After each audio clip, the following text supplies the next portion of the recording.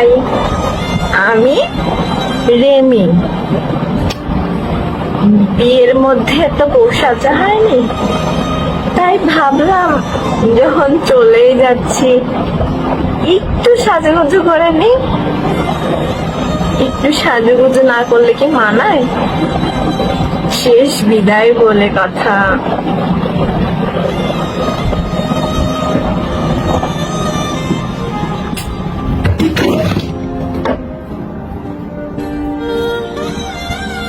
ওই পারের কোন সুখ তার আল্লাহ আমার জন্য লিখে রাখেনি, তাই না?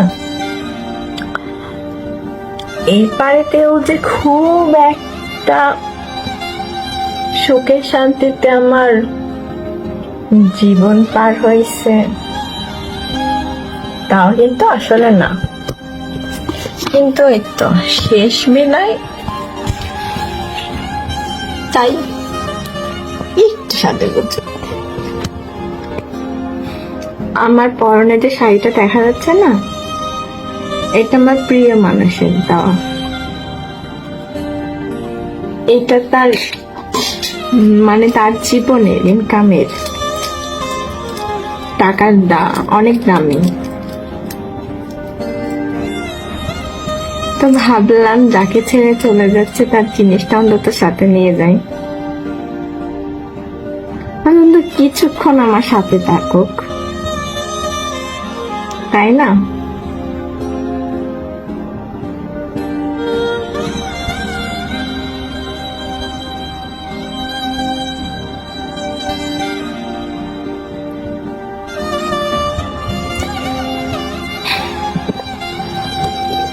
আমার কপালে টিপটা খুব বেমানান লাগে।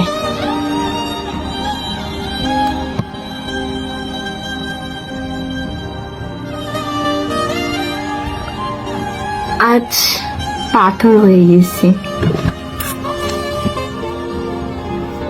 এই যে দেখতে পাচ্ছেন, এই যে এটা বইটা উল্টা ভাবে দেখাচ্ছে। এই ডাক্তারের কাছে আমার ট্রিটমেন্ট চলে, তার নির্দেশনা, তার প্রেসক্রিপশন। এটা আমার থেরাপি ছিল, এটাও থেরাপির একটা অংশ। এই যে ওষুধ, এই যে যাবতীয় ওষুধ চলছে। এক বছরের বেশি হবে তার থেকে আমি থেরাপি নিচ্ছি। নিয়ে না তেমন একটা খুব কাজ হয়নি আসলে। তার কাছ থেকে থেরাপি নেওয়ার পর বুঝতে পারছি যে মানুষের ব্যবহারটাই না সব থেকে বড় থেরাপি। যেমন এই যে প্যানিক অ্যাটাকের জন্য এটা, তারপরে আরো আছে এটা প্যানিক অ্যাটাক, টেনশন ফ্রি, এটা সকালে খাইতে হয়, আর এটা রাতের ডোজ।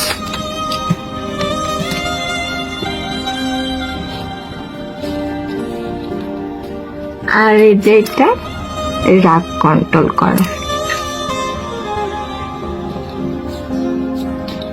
আরেকটা আছে, সেটা আজকে শেষ, ল্যাপটিক ওডিটি। সেটা খাওয়া হয় মূলত যখন বেশি এক্সাইটেড হয়ে যায়, ঠিক তখন।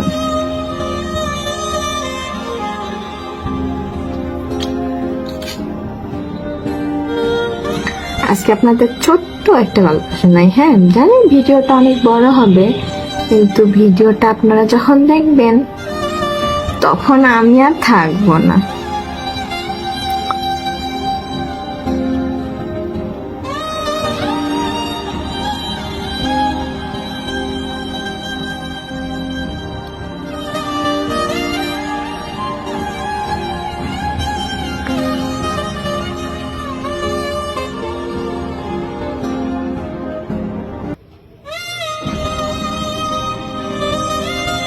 আমার বয়স যখন 6 কিংবা 7 এমনই হবে, তখন আমার বাবা বিয়ে করে আরেকটা। তো যে রাত যখন বিয়ে করে, বাবা বলেছিল যে সে ইচ্ছা করে বিয়েটা করেনি, তাকে জোর করে করানো হয়েছে। তারই কিছু ভাই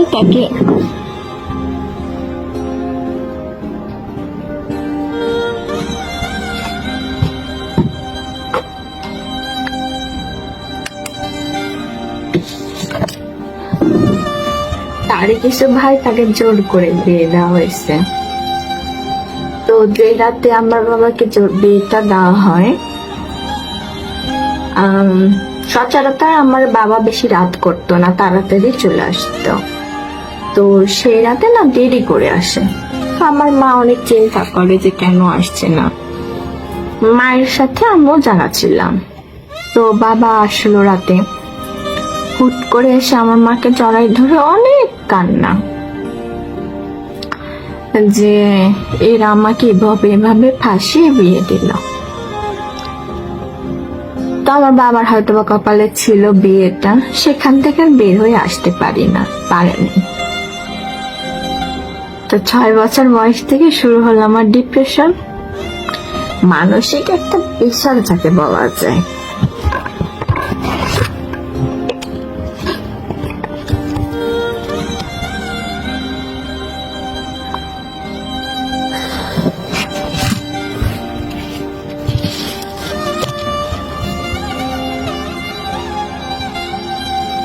আমার ভাই তখন আমার মায়ের পেটে। আমার মা বাবারও ভালোবাসার বিয়ে ছিল। রাত করে আমার মা বাবার বাড়ি চলে গেল। চলে যাওয়ার পর আমার ভাই হইল। বৃষ্টির দিন আর বাবা গেল, আমার বাবা গেছিল, আমার নানা ঢুকতে দেয়নি। কত অশান্তি। আমার না খুব খারাপ লাগছিল, ছোট ছিলাম তো কিছু বলতে পারতাম না। তারপরে কিন্তু যেদিন আমার বাবা বিয়ে করে আমার মাকে ধরে কান্না করছিল, সেদিন আমার মায়ের চুপ থাকা আমি দেখেছি। কতটা আমার মা হয়তো তখনই পাথর হয়ে গেছিল। পরে যে খারাপ হয়েছে, কেন খারাপ হয়েছে সেটা কেউ জানতে আসেনি, জানেন। তারপরে কি চলছিল, এভাবে চললো। মা অনেকবার রাগ করে বাবার বাড়ি যায়, আবার আসে, অনেকবার যায়, অনেকবার আসে।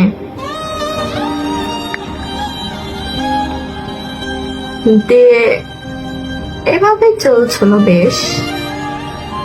তারপর আমিও আস্তে আস্তে বড় হলাম। ক্লাস 7-এ আমার হাজবেন্ডের সাথে, আমার প্রিয় মানুষটার সাথে আমার দেখা। খুব ছোট ছিলাম, সহজে তার প্রস্তাবে রাজি হয়েছিলাম না। সে অনেক ঘোরায় পিছায়, প্রায় 6 মাস ঘুরে মনে হলো যে ফোনে কথা বলে তো প্রেম হয়ে যাচ্ছে না, অন্তত সেই ছেলেটা তো আমাকে রাস্তাঘাটে চালাবে না, তাই না। আর এদিকে বাবা মাও নাই আমার, সেপারেশনে তারা, বাবার একটা বিয়ে করছে, সেজন্য বারবার চলে আসতে। তো সেবার মা একবারে চলে গেছিল, কিন্তু ডিভোর্সটা আসলে তাদের হয়নি। তো ছেলেটার একটা কথা প্রেমে পড়েছিলাম যে আমি তোমাকে ভালোবাসবো, কিন্তু সবার আগে ভালোবাসবো আমার মাকে, তারপরে তোমাকে। শুধু এই একটা কথার প্রেক্ষিতে না আমি ভালোবেসে ফেলি তাকে। মনে করি যে তার মাকে এতটা সম্মান দেয়, তার বউকে অনেক সম্মান দিবে। তারপরে চলে ক্লাস 8-এ উঠি, আমার বাড়িতে জানাজানি হয়। বাবা প্রচুর মার, মা প্রচুর মার। এদের মারের আগে এক সময় যে পালিয়ে বিয়ে করে যে যার বাড়িতে, এটা কোর্ট ম্যারেজ করছিলাম, কেউ জানতো না, যে যার বাড়িতেই ছিলাম। তারপরে কোনো একভাবে আমাদের রেজিস্ট্রির কাগজটা আমার শাশুড়ির হাতে পড়েছে। তা আমার শাশুড়ির কথা, এই মেয়েটাকে আমি দেখবো। প্রথম দেখাতেই আমাকে পছন্দ করে আর বলে আমার এই মেয়েকে লাগবে। এমন আমার বাড়িতে বিয়ের প্রস্তাব দেয়, কিন্তু তারা না আসলে রাজি হয় না। বাধ্য হয়ে ক্লাস 9-এ যখন ওরা আমাকে ডাকে, এবং তাদের যৌথ ফ্যামিলি ছিল, 2টা বোন ছিল, মা ছিল, বাবা ছিল। তো আমার মা বাবার তো অভাব অনেক ছিল জীবনে। আমি ভাবছিলাম তাদের সংসারে গেলে আমার এই অভাবটা পূর্ণ হয়ে যাবে। আমি না এটা কখনো বুঝতেই পারিনি যে পরে মা বাবা কখনো নিজের হয়ই না।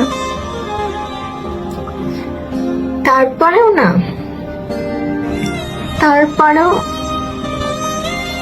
বিয়ে করলাম। বিয়ে যখন করলাম, ছোট ছিলাম আমি, ক্লাস 9-এ পড়ি। সব দোষ এক আমার ঘাড়ে দিয়ে বিয়েটা দিল। ছেলেকে কাছেও আশেপাশেও আনলো না, ছেলের দোষটাই আনলো না। আমার বংশটা একটু খারাপ ছিল বলে সব দোষ আমার উপর দিয়ে বিয়েটা করে। আচ্ছা ঠিক আছে, হলো। বিয়ের পরের দিন সকালে বুঝতে পারলাম যে কি করলাম আমি। আমি যেটা করছি মোটেও ঠিক করি নাই। কিন্তু তখন তো সব শেষ, কিছু আর করার নাই। এই সমাজে ডিভোর্সি মেয়ের জায়গাটা যে আসলে কোথায় সেটা তো আপনারা ভালো করেই জানেন। তো সে জায়গা থেকে আমি আর বের হয়ে আসতে পারিনি। অনেক চেষ্টা করছি সংসার করার, জানেন। ক্লাস 10-এ বিয়ের জন্য তারা বাচ্চা নেওয়ার জন্য চাপাচাপি করছিল। আমি চুরি পড়েছি, আজ 2 হাত ভরে চুরি পড়েছি। সুন্দর লাগছে না আমাকে? দিয়ে বাচ্চা নিয়ে এলো, নিলাম। বাচ্চা পেটে রেখে কত কাজ করছি, এসএসসি পরীক্ষা দিচ্ছি। আমার স্ট্রাগলটা না চলতেই থাকলো। কিন্তু কারণে অকারণে সবাই আমায় ভুল বুঝতো, এবং আমি দোষ না করেও আমি শাস্তি পাইতাম। আমার থেকে বয়সে ছোট তাদের আমার পা ধরতে হইতো। তো ভাবলাম একদিন সব ঠিক হয়ে যাবে, আমার ভালোবাসা দিয়ে আমি সব আদায় করে নিব। কিন্তু জানেন, ভালোবাসাটা ঠিকই ভালোবাসছি, আদায় করে নিতে আর পারিনি। আমি পরে ঠিকই গেছি। পরে জানতে পারলাম যে আমার মা বাবা সেপারেশনে থাকে। এই অসহায়তার সুযোগ নিয়ে আমাকে বিয়ে করে আনছে। আচ্ছা, সেটা কোনো ব্যাপার না, ঠিক আছে। কিন্তু তাদের মানসিক টর্চার, আমি তো ঝগড়া শিখিনি। তাদের মানসিক টর্চারে এক সময় না আমি মানসিক একটা রোগী হয়ে গেলাম। তো মানসিক রোগী যখন হলাম তখন সবাই বললো জিন ভূতে ধরছে, ওই ধরছে, এই কবিরাজ ওই কবিরাজ। ভালোই তো না, কবিরাজ সাহেব পরে বলতে মেয়ের কিচ্ছু হয়নি, ঢং করছে। বিয়ে তো 2023 সালে সবাই বুঝতে পারলো যে না, আসলে এটা মানসিক রোগ, মানসিক ডাক্তার দেখানো উচিত।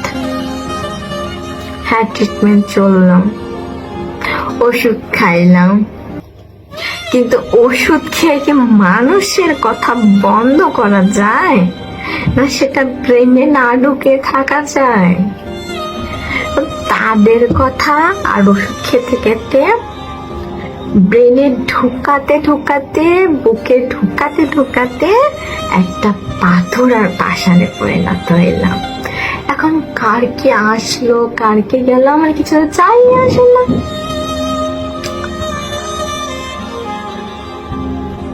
আজকে ঈদের দিন, ঈদুল আজহা, আজকে কুরবানির দিন। কত তারিখ ঠিক মনে নাই আমার। জুন মাসের 1 তারিখে আমার জন্ম। তো 3 দিন থেকে অনেক মানসিক টর্চারে ভুগছিলাম। হ্যাঁ, দিয়ে ভাবলাম নিজের বাড়িতে চাই, তারা আমাকে বুঝবে। তারা আমাকে বুঝবে। এই মানুষ যতই যাই বলুক না কেন, মায়ের মতন হয়েছে, বাবার মতন হয়েছে, সংসার করার কি বুঝে না, মেয়ের মুখের দিকে তাকায় না। এটা মানুষ বলতো না, তখন সহ্য হয়ে যেত। আর যখন নিজের মানুষগুলাই ঠিক একই কথা বললো, বিশ্বাস করেন একটা দীর্ঘশ্বাস, একটা খুশি, একটা আনন্দ, আমার ভিতরের ক্ষতটা না আমি কাউকে দেখাইতে পারিনি। বাইরে যে এই যে হাত কাটছি, এই যেখানে হাত কাটা, তারপর এইসবই হাত কাটা, এইসব ইঞ্জেকশন দেওয়া, এগুলো তো মানুষকে দেখানো যায়, কিন্তু ভিতরের ক্ষতটা আমি কিভাবে দেখাবো কাউকে? এটা তো সম্ভব না চাইলেও। তাই আজকে আমি বেয়াদব, অসভ্য, কত কি সবার না তাদের মনের কথা, কষ্টগুলো বলার কেউ আছে, যাদের কাছে বললে তারা শান্তি পায়। আমার না কেউ নাই। কারণ কি জানেন? আমার মা বাবা খারাপ।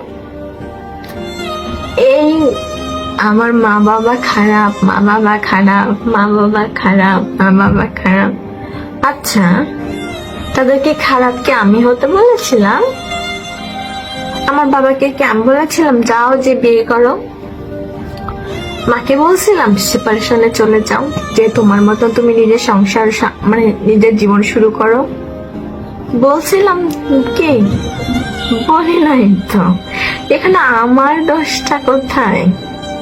আমি যখন আমার বুকের কষ্টগুলো বলতে না পারি, চিৎকার করে, ভীষণ জোরে জোরে চিৎকার করি, আর মানুষকে বলি চুপ করো, তুমি চুপ করো, তুমি কিছু জানো না, তুমি চুপ করো, তখন আসলে আমি যে বেয়াদব।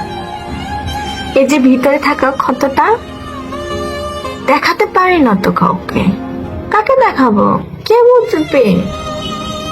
কেউ থাকলে না বুঝবে। তো আমার মানসিক সমস্যা এত কিছুই বেড়ে গেছে যে এই ওষুধগুলো তার কাজ করে না কাজ। আমার মেয়ে ছোট এখন, তো তার মা যদি এখন মারা যায়, সে একভাবে বড় হয়ে যাবে। আমার মেয়েকে অন্তত শুনতে হবে না যে তুই তোর মায়ের মতন ছিলি, এটা শুনতে হবে না। কিন্তু যদি একটু বড় হয়, তখন যদি তার বাবার সাথে আমার সেপারেশনে চলে যাইতে হয়, তখন কিন্তু তাকে শুনতে হবে এই যে মায়ের মতন হয়েছে, এই যে বাবার মতন হয়েছে, খারাপ একটা মেয়ে, বেয়াদব একটা মেয়ে, অসভ্য একটা মেয়ে। এই কথাটাই যেন আমার মেয়েকে না শুনতে হয়, তার জন্যই আমার এত ব্যবস্থা। আমি জানি আমি যদি আজকে মারা যাই, তাহলে না আমি ইহকাল পাবো, না পরকাল পাবো, সারা জীবন তো জাহান্নামেই ভোগবো, তাই না? আমি তো এটা জানি। কিন্তু কথা এটা না, আমি কোথায় গেলাম সেটা কথা না। আমি যে বেঁচে থেকে এতগুলা মানুষের জীবনে অশান্তি করছি, আমি যদি না থাকি তাহলে অশান্তি গুলাই হবে না। তারা অন্তত ভালো থাকবে তো, তারা সুখে থাকবে তো, শান্তিতে থাকবে না, শান্তিতে থাকবে।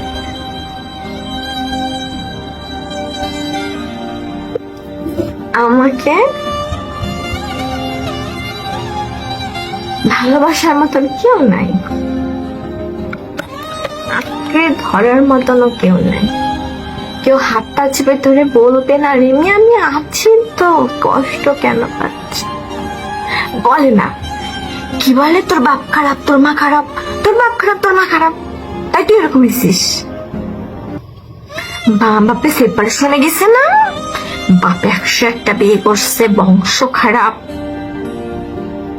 মা বিয়ে করছে, তোর বংশ খারাপ, তুই তো ওরকমই হবি। তুই কি সংসার করার মেয়ে নাকি? এই কথাগুলো আমি আর নিতে পারছি না। এই যে মাথার মধ্যে একটা গিলু আছে না, আল্লাহ একটা গিলু দিয়েছে না, বুকের মধ্যে একটা হাড় দিয়েছে না, মন কষ্টগুলো অনুভব করার, আমি তো সেটাই পাচ্ছি। তার থেকে মুক্তি চাওয়া কি পাপ? এখন কথা হইল, আমার মৃত্যুর জন্য দায়ী কারা?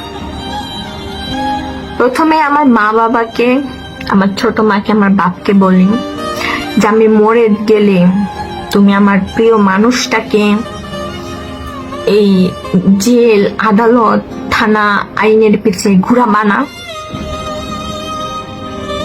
কারণ আমার মৃত্যুর জন্য তো দায়ী তুমি।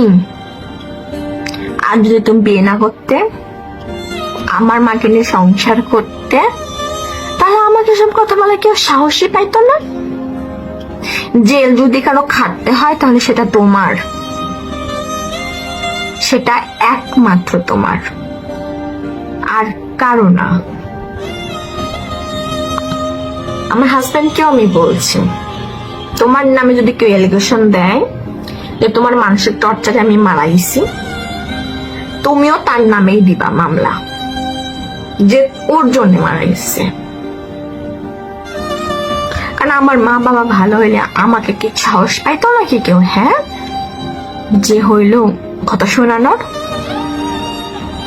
আজ আমার বাড়ির মানুষে আমাকে বললো অত বড় বেয়াদব একটা মেয়ে, অসভ্য একটা মেয়ে।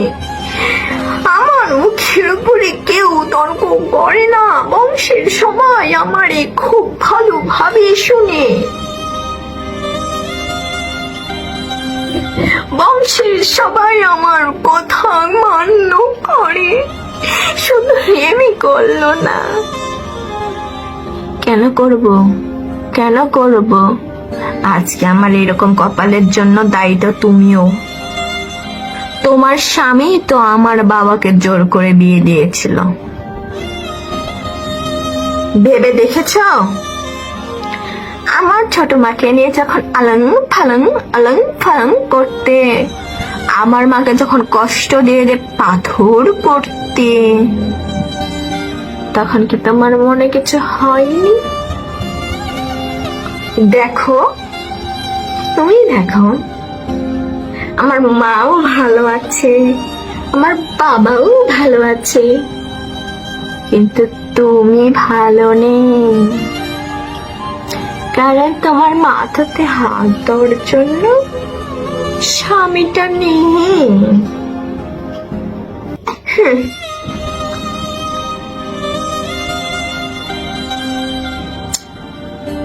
আর এই যে আমার হাজবেন্ডকে বিয়ে দিতেছ, আমার হাজবেন্ড তো বিয়ে করতে চাই, তোমাদের বলছি সুন্দরী মেয়ে দেখে বিয়ে করো। না, সুন্দরী না, বাপের মেলা টাকা পয়সা আছে, টাকা পয়সা এমন দেখা করো। আর অবশ্যই মেয়ের মুখটা যেন বোবা হয়, কথা বলতে না পারে, এমন দেখা। তোমরা সুন্দরী মেয়ে, একটা অসহায় মেয়ে দেখে বিয়ে করবা, আবার কথাও শোনাবা, তা কি হয়?